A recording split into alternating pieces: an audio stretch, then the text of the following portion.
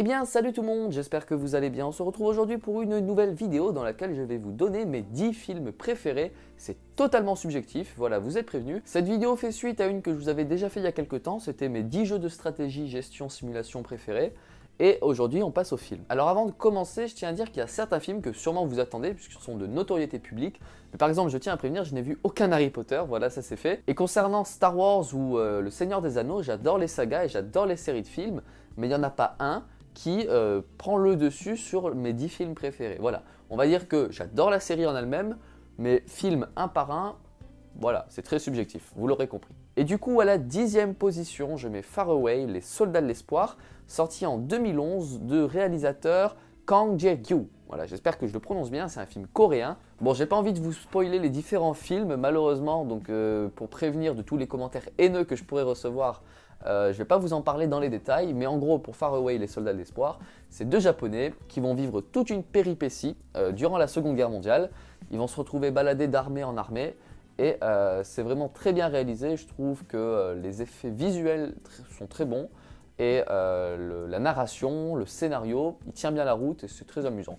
Bon après c'est un film à explosion, hein. C'est presque du Michael Bay, mais ça reste quand même très bien. En 9e position, un film français, c'est Les Visiteurs, sorti en 1993 de Jean-Marie Poiret. Un film très connu en France, apprécié par beaucoup de monde dont moi, et c'est pour ça que je le mets à la 9e position. Si vous ne l'avez pas encore vu, foncez le voir. À la 8e position, un film un peu moins connu, c'est Mission, La Mission, sorti en 1986 de Roland Joffé. Globalement, ça raconte le voyage d'un missionnaire en Amérique du Sud dans une tribu d'Amazonie. Je l'ai découvert quand j'étais très jeune, au début je vous avouerai ça m'a pas plus intéressé que ça, et puis je l'ai revu, et à la fin je trouvais vraiment que c'était un film presque d'exception.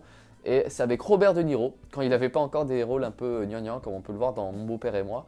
Là, il avait vraiment un très bon rôle et le film très très bon, avec une musique incroyable. À la 7e position, j'ai décidé de mettre Alexandre le Grand, sorti en 2004 de Oliver Stone. Bon, moi je suis un grand passionné d'antiquité, hein, je pense que vous le savez. Et vraiment ce film, il fait partie de ces grands films, hein. Vous pouvez aussi citer Troie, qui est un peu dans la même veine. Mais voilà, Alexandre, une grande épopée du célèbre conquérant macédonien. Et c'est très très beau et voilà. Je pense que beau c'est un adjectif que je vais souvent utiliser durant cette vidéo. Mais vous imaginez bien que tous les films qui sont dans ce top 10, pour un passionné de cinéma qui a vu des centaines de films, et ben pour pouvoir faire un top 10, il faut vraiment faire des concessions, beaucoup de concessions. Et Alexandre fait partie de ces films qui font partie de mon top 10. Donc vous imaginez bien que il est là. En 6e position, un film de Sam Raimi, aussi sorti en 2004. Peut-être que vous voyez là où je veux en venir, c'est Spider-Man 2. Et oui, Spider-Man 2, ni le 1, ni le 3, ni les horreurs qui sont sorties après sous le nom de The Amazing Spider-Man. Donc Spider-Man 2, pourquoi? Parce qu'il y avait Dr Octopus, et je me rappelle quand j'étais petit, Dr Octopus c'était le personnage quoi, plus que Venom ou le Bouffon Vert. Donc rien que pour ça, à mes yeux, Spider-Man 2 reste le Spider-Man. Voilà, c'est le film. Si jamais je devais en voir qu'un, même avec les nouveaux qui sont sortis, je verrai Spider-Man 2. En 5e position, un film très connu, c'est le Truman Show, sorti en 1998 de Peter Weir. Film assez notable pour le dire, puisque c'est un des seuls films où Jim Carrey a un rôle sérieux. Voilà, parce que Jim Carrey, on l'a toujours vu dans The Mask, dans des films toujours très déjantés, très barjots. Alors que dans le Truman Show, il a un rôle vraiment sérieux et il le prend à cœur. Et je trouve qu'il arrive vraiment bien à jouer le personnage de Norman Burbank, qui, bon, je vais pas vous raconter l'histoire, mais en gros est enfermé dans un monde qu'il ne contrôle pas. Voilà, c'est toute une télé-réalité faite sur lui. Et on part à la 4e place, aux portes du podium, où j'ai décidé de placer Titanic de James Cameron, sorti en 1997. Alors Titanic, je l'aime pas forcément pour son histoire d'amour, hein, c'est pas trop mon truc, mais à la fois pour les effets visuels et le contexte historique. Et Titanic fait partie de ces films où, un peu comme Star Wars à son époque, le travail de la maquette est très important. Et maintenant on part sur le podium, mes 3 films préférés de tous les temps, en tout cas de mes 18 ans, donc jusqu'à maintenant. On commence en top 3, Avengers Infinity War. Et oui, c'est celui-là que j'ai décidé de placer de tous les films Marvel sortis récemment. Ni le premier Avengers, ni le second, surtout pas le second même. Et non plus Endgame, qui est incroyable, hein. Mais Infinity War, je pense qu'il a marqué un tournant et il est vraiment très très bien. Ah, et j'ai oublié de le dire, il est sorti en 2018 et il a été réalisé par les frères Russo, Anthony et Joe. Et à la seconde place, je mets Gladiator, sorti en 2000, un film de Ridley Scott. Gladiator, voilà, c'est toute la romanité comme je l'aime. Bon, il y a quelques anachronismes historiques, bien sûr, mais bon, ça c'est Hollywood. À part ça, la musique Now We Are Free de Hans Zimmer, c'est une musique incroyable, je pense une des meilleures OST du cinéma. Et ce film fait vraiment partie des meilleurs péplums, je pense que vous êtes d'accord avec moi là-dessus. Alors la suite a été annoncée, Gladiator 2. Malheureusement, on ne sera plus sur la suite de Maximus, hein, parce que si vous ne l'avez pas vu, j'ai pas envie de vous spoiler le film. Le film sera cette fois centré sur le fils de Commode, qu'on voit tout au long du film, et il devra sortir dans quelques années.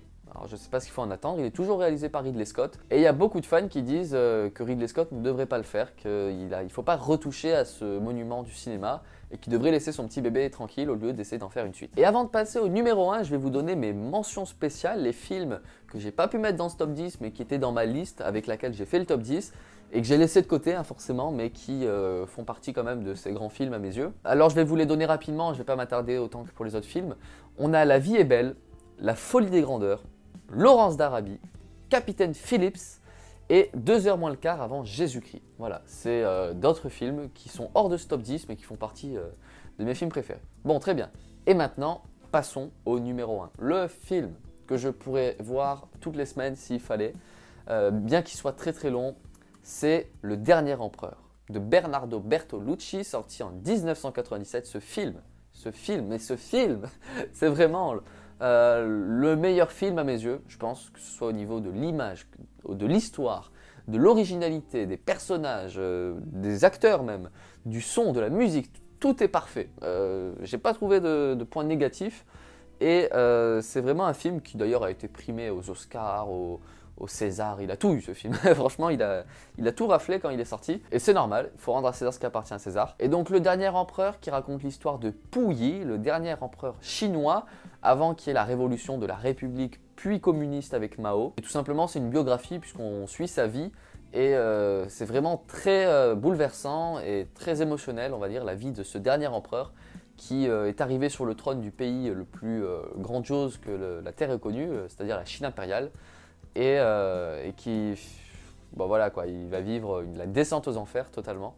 Et c'est vraiment un très bon film. Voilà, c'était mon top 10. J'espère que vous êtes assez d'accord avec mon choix. Mettez-moi dans les commentaires si vous aussi rapidement vous arrivez à vous imaginer quel serait votre top 10. Je sais que c'est pas facile, moi j'ai dû me faire des fiches et tout. Laissez un petit pouce bleu et bye bye.